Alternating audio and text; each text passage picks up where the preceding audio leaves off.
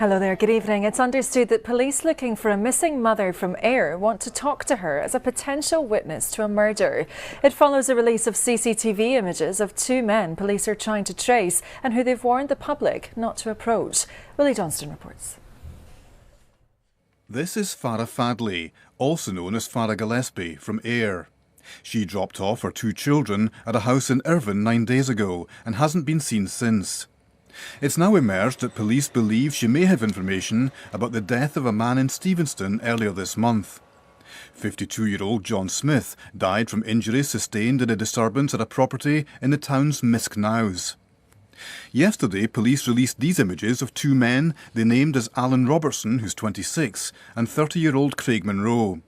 They refused to reveal what the men are wanted for, but said they should not be approached by the public. They also refused to link them to Miss Fadley, although this image of her, released when she went missing, appears to be from the same camera that captured the two men. It's believed that Miss Fadley might have been with the two men at some point, but may not be with them now. Police Scotland say they're pursuing a number of lines of inquiry in relation to trying to trace Craig Monroe and Alan Robertson. Willie Johnston, reporting Scotland.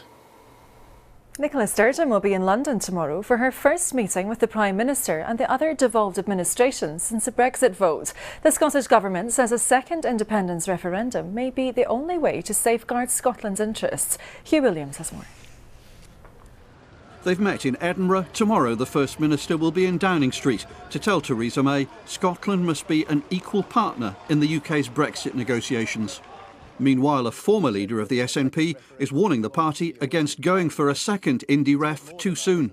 My preference is that over a longer time span we concentrate on the narrative of independence, why Scotland should have it, what the economic advantages would be, what weaknesses we required to resolve in our society, and in other words, to do the basic homework. Scottish Labour say the First Minister must represent all Scots, not just those who want independence.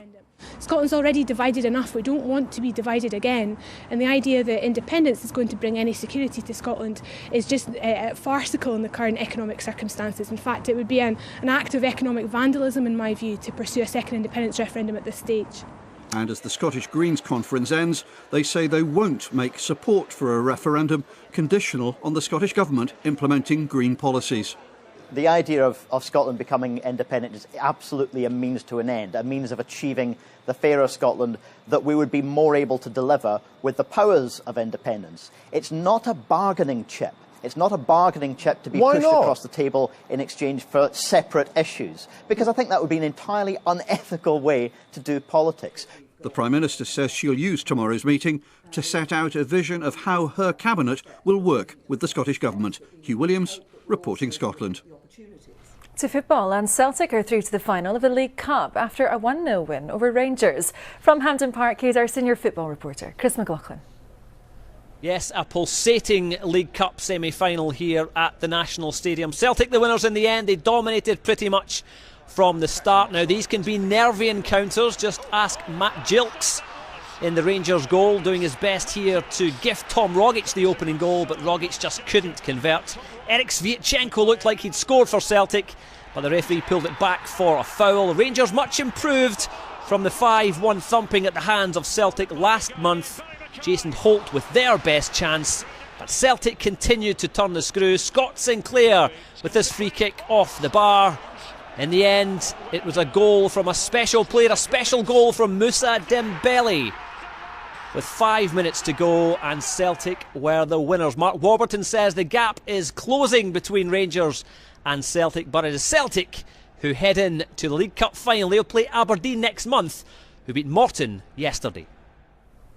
And Police Scotland say there were 18 arrests in and around Hampden, mainly for minor public order offences. There was one game in the Premiership today, St Johnstone beating Dundee by 2-1. Now let's get the weather prospects for this evening and the start of the week, and Judith is at the map for us. Thank you very much, Emma, and a very good evening to you. It's been a very static weather situation with the eastern areas being showery and western areas dry. That's really what we saw today, and that's what we'll see tonight. Further showers to come across eastern Scotland, some late sunshine in the west.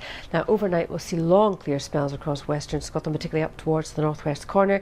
Here, temperatures falling to around, if not below freezing. We'll see a frost, and we'll see some mist and fog patches, probably more extensive through the Great Glen and around the Inverness area. More typically around 5 or 6 degrees, and those showers keep coming in across eastern parts now into tomorrow, and we start to lose the brisk easterly winds responsible for the showers, so gradually the showers in the east do become fewer and more confined to coastal areas. Elsewhere, a lovely dry start, good sunny spells, a chilly start particularly across western Scotland with that frost and that mist and fog, which could take its time clearing, but really all in all a lovely day with the showers reducing in the east.